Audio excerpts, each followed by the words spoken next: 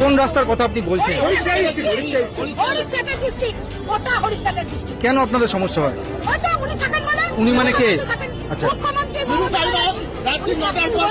Bullet bike চলবে না। আচ্ছা, কে কোথায় থাকতো, কোথায় গুলি করে শিয়াল মেরেছে সেই সব দেখায়, কিন্তু এই বুলেট বাইক চলবে না, ওনার ঘুমের অসুবিধা হবে। নানা রকম ফ্যাচার নিত্য নতুন সব এক একটা গার্ড দেবে, তারা চেনে না, তো প্রায় দিনই ঝামেলা এখানে। কি চাইছেন আপনারা? সমস্যার একটা সমাধান চাই।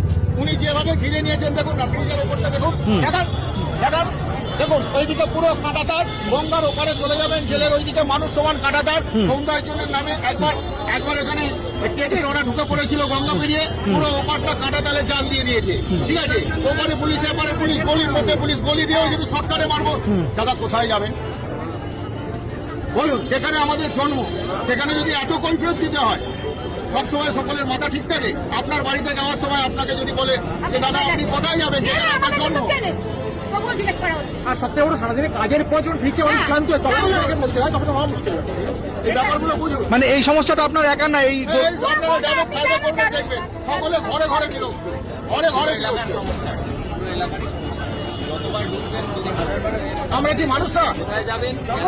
যখন তখন রাস্তা বন্ধ, মিটিং হচ্ছে, যখন তখন মেন রাস্তা বন্ধ, যখন খুশি ওখানে একটা ওলা ওবের স্বাচ্ছন্দ্যে ঢুকতে পারে না, চায় না। আমাদের পেশেন্ট নিয়ে কোথাও যেতে হলে আমার মান উবের আসতে চায় না, এখানে নিতে চায় না, এই হরিচায় মানে ওলা উবের আসতে যায় না, শুধু ঢুকতে দেবে না এরা। মানে স্বাভাবিক পরিষেবা নিজেদের বাড়িতে ঢুকতে পারবো না, এটাই হচ্ছে এখন পরিষেবা থেকে আমরা বঞ্চিত। কিছু বলতে হলে বলবে যে আপনারা আমাদের বলুন, আমরা অ্যাম্বুলেন্স করে দেবো। আর সবসময় কি আপনাদের বলা যায়? কত করোনা থেকে একটা প্রাকৃতিক ঘটনা ঘটেছে, তাহলে উপায় তো একমাত্র শুধু এখান থেকে বেঁচে চলে যেতে হবে সম্প্রতি।